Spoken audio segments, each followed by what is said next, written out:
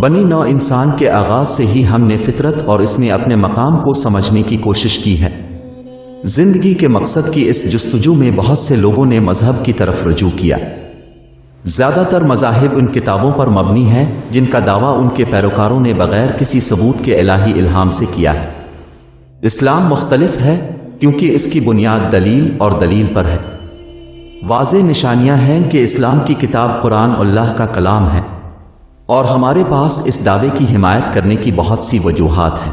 قرآن مجید میں ایسی سائنسی اور تاریخی حقیقتیں موجود ہیں جو اس وقت لوگوں کو معلوم نہیں تھیں اور حال ہی میں عصری سائنس نے دریافت کی ہیں۔ قرآن مجید زبان کا ایک منفرد اسلوب ہے جسے نقل نہیں کیا جا سکتا۔ اسے قرآن کی بے مثالیت کہا جاتا ہے۔ قرآن مجید میں نبی کریم صلی اللہ علیہ وسلم کی پیشین گوئیاں ہیں جو پوری ہو چکی ہیں۔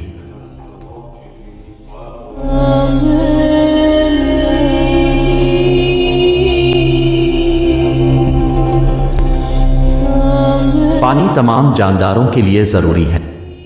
ہم سب جانتے ہیں کہ پانی زندگی کے لیے ضروری ہے، لیکن قرآن ایک غیر معمولی دعویٰ کرتا ہے۔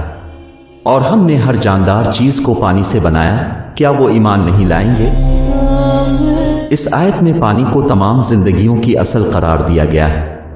تمام جاندار خلیات سے بنے ہیں۔ سائنسی تحقیق کے مطابق ہم جانتے ہیں کہ خلیات زیادہ تر پانی سے بنتے ہیں۔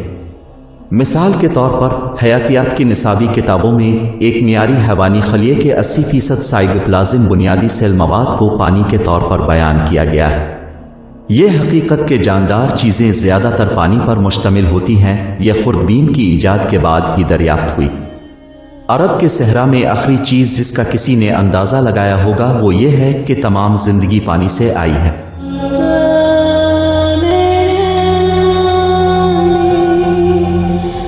لوہا زمین پر قدرتی نہیں ہے۔ یہ زمین پر نہیں بنتا بلکہ خلا سے زمین پر آیا ہے۔ یہ بات عجیب لگ سکتی ہے لیکن یہ سچ ہے۔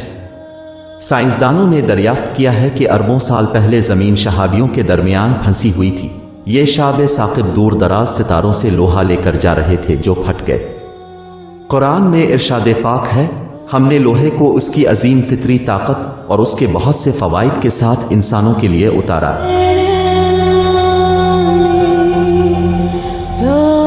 اللہ تعالیٰ نے لوہے کے لیے اتارے ہوئے کے الفاظ استعمال کیے ہیں۔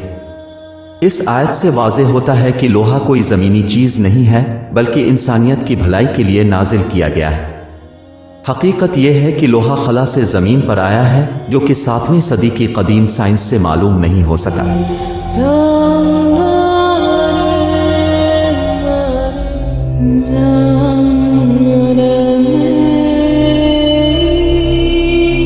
آسمان زمین کی حفاظت میں اہم کردار ادا کرتا ہے۔ آسمان زمین کو سورج کی مہلک شعاؤں سے بچاتا ہے۔ اگر آسمان نہ ہوتا تو سورج کی شعائیں زمین پر موجود تمام حیات کو ختم کر دیتی۔ آسمان کو زمین کے گرد لپیٹ دیا گیا تاکہ اسے خلا کی سخت سردی سے بچایا جا سکے۔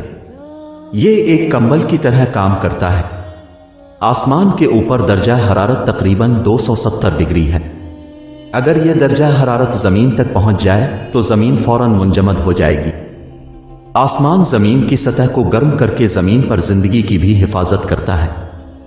گرمی برقرار رکھنے، گرین ہاؤس اثر اور دن اور رات کے درمیان درجہ حرارت کی انتہا کو کم کرنا یہ آسمان کے بہت سے حفاظتی افعال میں سے کچھ ہے۔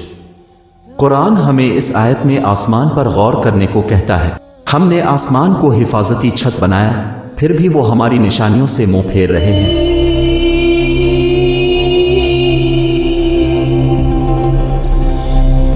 قرآن اس آیت میں آسمان کی حفاظت کو اللہ کی نشانی کے طور پر بیان کرتا ہے۔ آسمان کی حفاظتی خصوصیات 20ویں صدی میں سائنسی تحقیق کے ذریعے دریافت کی گئی۔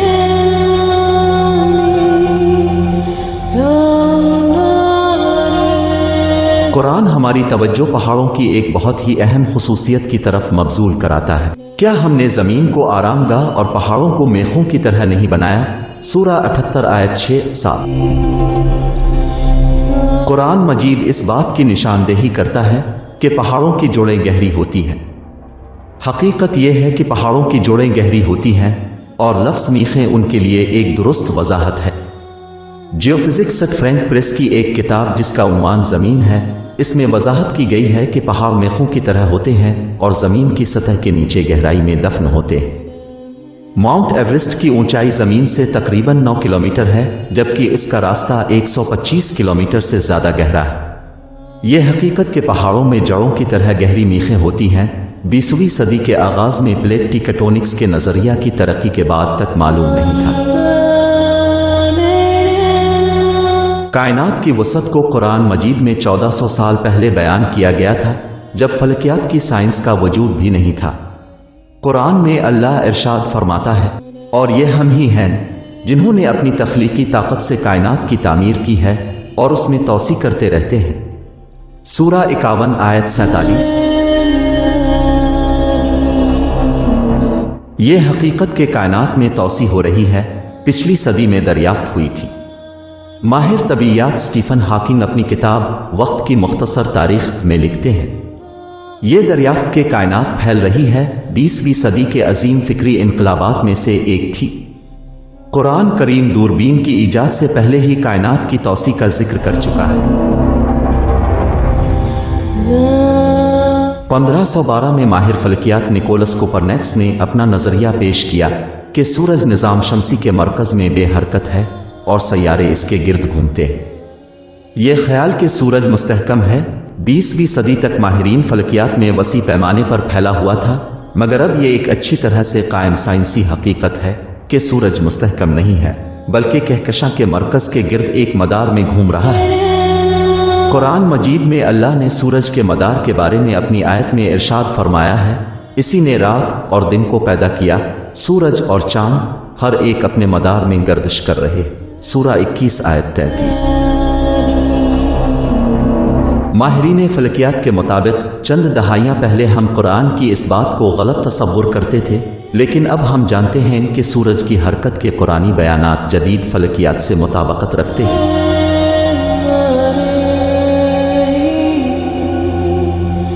कुरान मजीद अपने गहरे मफहूम को बयान करने के लिए वाक़यात की मंजरकशी करता है।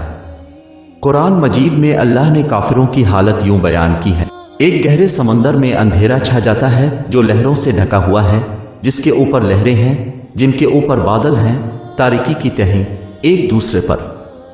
जब कोई इसमें से अपना हाथ निकालता है तो वो इसे देख नहीं पाता। जिनको खुदा रोशनी नहीं देता उनके पास कोई रोशनी नहीं है। सूरा 24 आयत 40।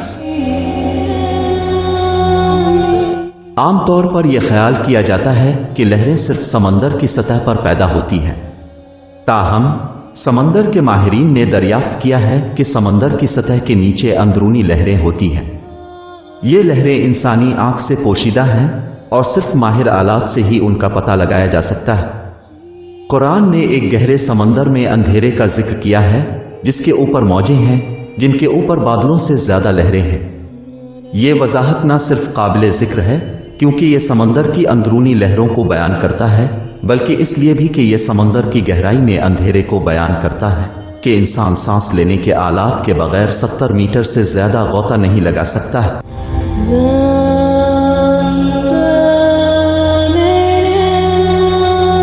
अबू जहल नामी एक जालिम जाबिर कबायली सरदार था जो रसूलुल्लाह सल्लल्लाहु अलैहि वसल्लम के ज़माने में रहता था। अल्लाह ताला ने इसको तंबीह करने के लिए कुरान की एक आयत नाजिल फरमाई, हरगिज़ नहीं, अगर वो बाज ना आया तो हम से पेशानी से पकड़ लेंगे, इसकी झूठी गुनाहगार पेशानी। सूरा 96 आयत 15-16। इस आयत में अल्लाह इस शख्स को झूठा नहीं कहता बल्कि इसकी पेशानी को और दिमाग के अगले हिस्से को झूठा और गुनाहगार करार देता है और उसे बाज आने की तंबीह करता है। ये आयत दो वजूहात की बना पर अहम है। पहली ये कि हमारे दिमाग का अगला हिस्सा रज़ाकाराना हरकत के लिए जिम्मेदार है। ये फ्रंटल लोब के तौर पर जाना जाता है।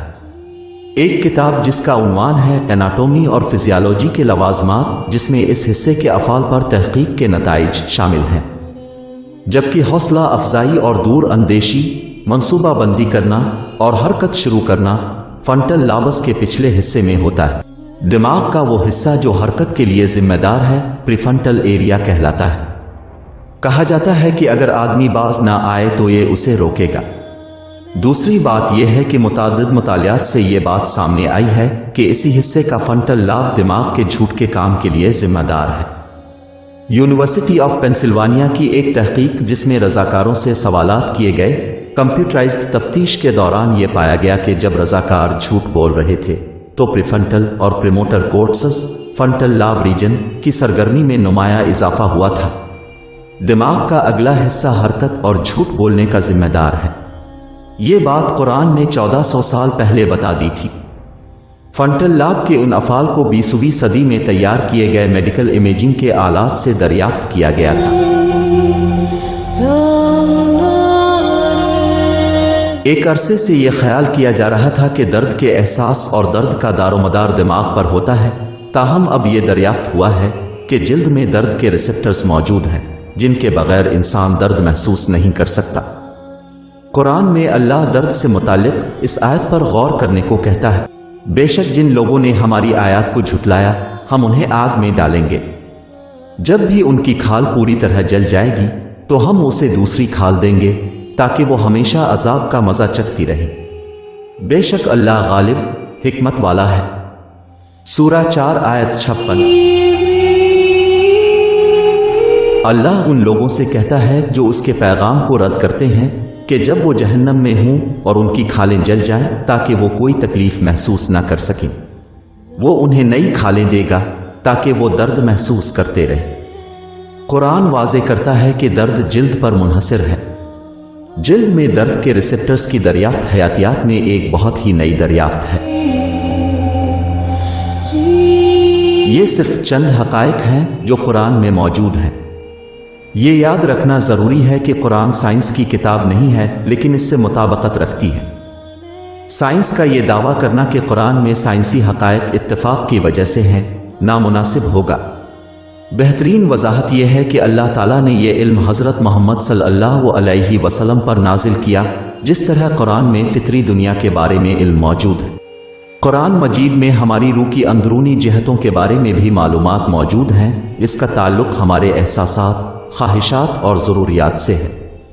قرآن ہمیں بتاتا ہے کہ ہماری زندگی کا ایک مقصد ہے، اور یہ کہ خدا کی ہدایت پر عمل کرنے سے ہمیں دنیا کی زندگی میں باطنی سکون اور آخرت میں جنت نصیب ہوگی، اور یہ کہ قرآن کے پیغام کا انکار دنیا کی زندگی میں افسردگی اور موت کے بعد دوزخ کی آگ کا باعث بنے گا۔ قرآن میں اللہ ارشاد فرماتا ہے، ہم انہیں کائنات میں اور ان کے اندر اپنی نشانیاں دکھائیں گے یہاں تک کہ ان پر واضح ہو جائے گا کہ یہ قرآن حق ہے۔ کیا یہ کافی نہیں کہ تمہارا رب ہر چیز پر گواہ ہے؟ سورہ 41 آیت 53۔